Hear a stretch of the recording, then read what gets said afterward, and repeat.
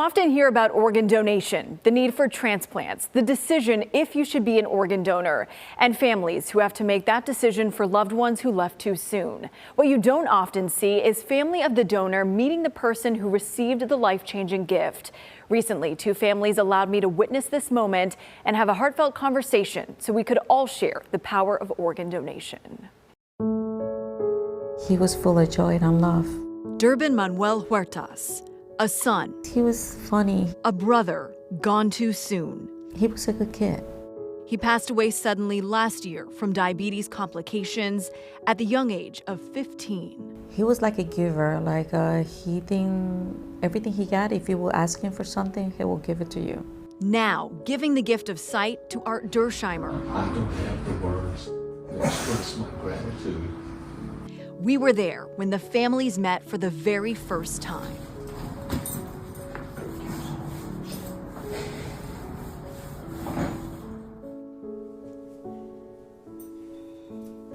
When I hug him, I just feel that peace inside my heart. It was like a hugging my son. I cannot explain it, but I feel the same sensation that I was feeling when I hugged my son. It's a good sensation knowing that my son's still giving, even though he's not present, physically, but he's still giving life to someone else who needed it.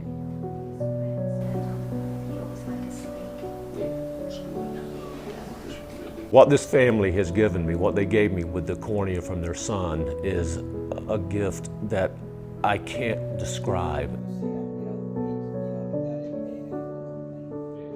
I know organ donation, you were debating at first. You said no at first. Walk me through what made you change your mind. After he left with the Lord, that morning, at 8 o'clock in the morning, I called my daughter. Samantha is a nurse in Seattle. And I called her and I was like, hey, these people are bothering me so much. They don't understand how I feel. It's so hard. And they asked me if I wanted to donate, his organs. And then she told me, I cannot tell you what to do, but just think about it, how many lives you can save and how many lives you can change.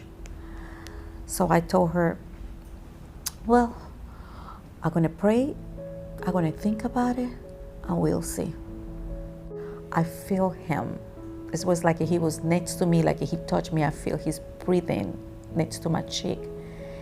And he told me in a pretty peaceful and mellow tone of voice, like, Mom, like that. So every time he wanted me to do something for him, that's the way he talked to me. It was at that moment she knew she had to donate her son's organs. The gift they gave me was a gift of sight. Absolutely the gift of sight. Gave me my sight back. Dr. Brian Foster did Art's surgery. He told me a cornea transplant is pretty common. He personally does 1 or 2 a week, and the procedure has a very high success rate. The cornea is the clear lens that covers the front of your eye. The cornea is unique in that it's actually, it gets nutrition from the fluid inside the eye. So it doesn't rely on blood for nutrition.